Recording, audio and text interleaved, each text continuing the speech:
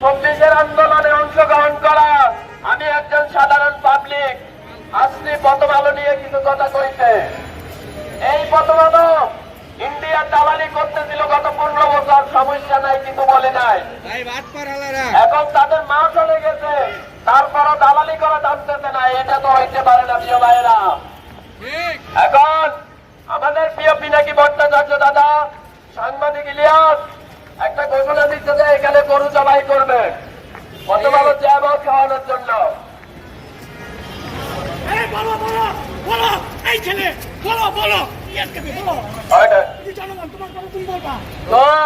গরু জবাই আমি মূলত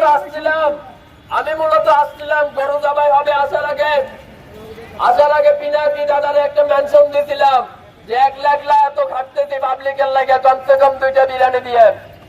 এখন আইসা দেখতেছি গরু তো দিলই না, গরু আসতেছে, কালকে আসবে।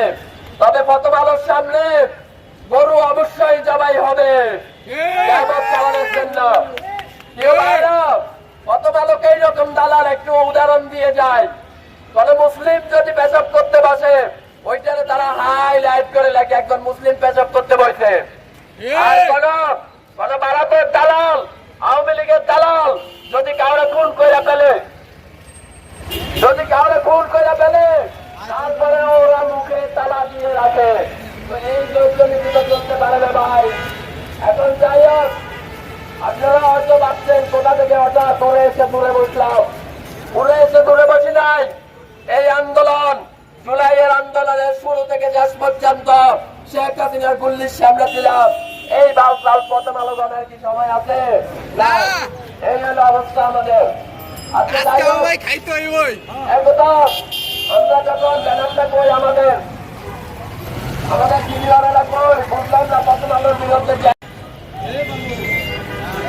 প্রিয় ভাইরা, একটা কথা বলি, একজন আপনারা আসলেন প্রথমে জনতা, এখন আসলে ছাত্র।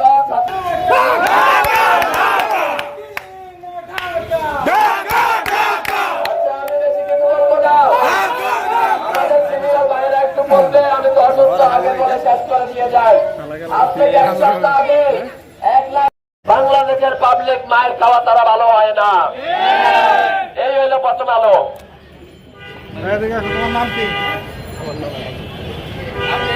আপনি একটু পিছিয়ে যান, সবাই আছে, আপনি পিছিয়ে যান। ওকে ওখানে এই হইল অবস্থা। কেন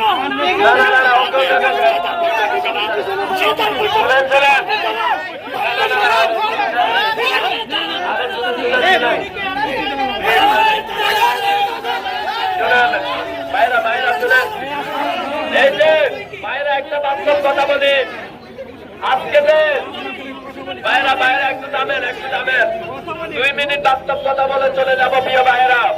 একটা বাস্তব কথা বলি, এই যে আজকে আমরা লোকেরা এখানে সাধারণ পাবলিক এখানে এসে জড়ো হয়েছি একটা যৌক্তিক দাবির বিরুদ্ধে, সেটা হচ্ছে প্রথম আলোকে বন্ধ করতে হবে। কিন্তু সরকার কোন অ্যাকশন নিতেছে না, যার কারণে আমাদেরকে রাস্তায় আসতে হইল।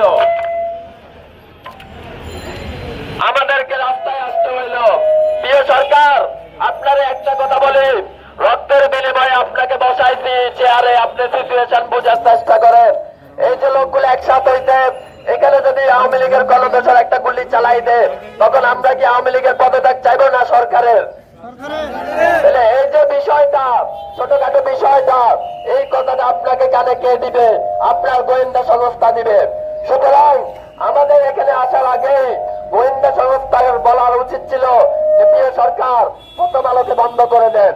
কারণ পাবলিক যখন প্রথম আলোর সামনে দাঁড়াবে, ওইখানে যখন আওয়ামী লীগের লোকেরা গুলি চালাবে, মানুষ আপনার পদত্যাগ চাইবে, আওয়ামী লীগের না। তাহলে এই যে আমাদের গোয়েন্দা সংস্থার ব্যর্থতা, এখানে আমি জানি গোয়েন্দার অনেক লোক আছে। মাগরিবের পরে সরকারের কানে কানে গিয়ে বলবে প্রিয় সরকার রাস্তাঘাট ঠিক আছে, কোনো সমস্যা নাই, আসলে তো মানুষ এখানে এসে জান দিয়ে ফেলতেছে। তো সরকার মনে করবে রাস্তাঘাটে কোনো সমস্যা নাই। গোয়েন্দারা কেন এটা চাইবে? কারণ গোয়েন্দারা চায় আমরা একটু অনাকাঙ্ক্ষিত ঘটনা ঘটাই দিই, আর এটা আর একটু বেশি হয়ে যাক, আর বিনিময়ে আমরাই সরকারের পদত্যাগ চাই। গোয়েন্দারা এটা চায়। তো প্রিয় গোয়েন্দা ভাইরা, অ্যাকসেপ্ট দ্য সিচুয়েশন, আপনারা এটা মেনে নেন। আপনার মা এই দেশ ছেড়ে চলে গেছে, আপনারা এটা বুঝতে পারতেছেন না কেন? ইচ্ছা করলে 5 তারিখে তৌহিদি পাবলিক জনতা এই প্রথম আলোকে মাটির সাথে মিশাই দিতে পারত, কিন্তু মিশাই নাই। আমরা 5 তারিখে মিশাই নাই, আমরা দেখাইছি সহানুভূতি। আপনারা বুঝতেছেন আমরা দুর্বল হয়ে গেছি, এই হলো অবস্থা।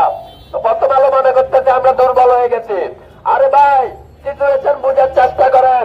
রাস্তায় দিয়ে যখন প্রথম আলোর কি যেন নাম, সম্পাদকের নাম কি যেন, মাহফুজ নাম দিতে, মতিউর রহমান, কত সুন্দর নাম দিতে ইসলামিক, আর বাটপারি করে ভারতের হয়ে।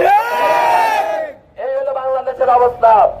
এই ইসলামদারি নামদারি মতিউর, এরা ইসলামের যত ক্ষতি করছে, কোন হিন্দু ভাইও ইসলামের এত ক্ষতি করে নাই। এটা হলো বাস্তবতা। যখন কোন মুসলিম পেশাব করতে বসে, তখন সে কি করে, একজন মুসলিম পেশাব করতে বসছে কারওয়ান বাজার ভাষাই দিতে। আর যখন হিন্দু একটা লোকের মাইরা খুন করে একদম সাফাই করে ফেলায়, ভারতের কোন দালাল, আওয়ামী লীগের কোন দালাল মাইরা সাফাই করে ফেলায়, তখন সে বসে বসে দেখে যেটা মন তো এটা দেখার দরকার নাই। এই হলো প্রথম আলোর অবস্থা। তো ভাই, এগুলো তো আমরা মানবো না। আমরা তো জুলাই আন্দোলনের রাস্তায় ছিলাম। প্রিয় সরকার, আপনি যদি ব্যর্থ হন, এই প্রথম আলো এই দিল্লি স্টারকে যদি আপনি রাখেন, আপনি তো ব্যর্থ হবেন, এটা তো শিওর। আর আপনি যদি ব্যর্থ হন, কল্লাটা তো আগে আমার যাবে ভাই, বুঝেন না কেন? তো এটা আপনারা বুঝতে হবে। আমরা চাই না আপনার ব্যর্থতা, আমরা চাই না। তবে আপনাকে মাথায় রাখতে হবে, আপনার গোয়েন্দা সংস্থা পাবলিক ডিমান্ড কি চায়, পাবলিক হার্ট কি চায়, এই নিয়ে বরাবর আপনাকে কোনো রিপোর্ট দিচ্ছে না। আমি বলবো, ডিজিএফআই থেকে এনএফআই যতগুলো গোয়েন্দা সংস্থা আছে, এদেরকে লাঠি মেরে বের করে দেন। কারণ এরা, এই যে আজকে এখানে একটা মিটিং হচ্ছে না, এরা এই সরকারকে বলবে না, রাতে যাইয়া বলবে পাবলিক শান্ত আছে। পাবলিক কি শান্ত আছে?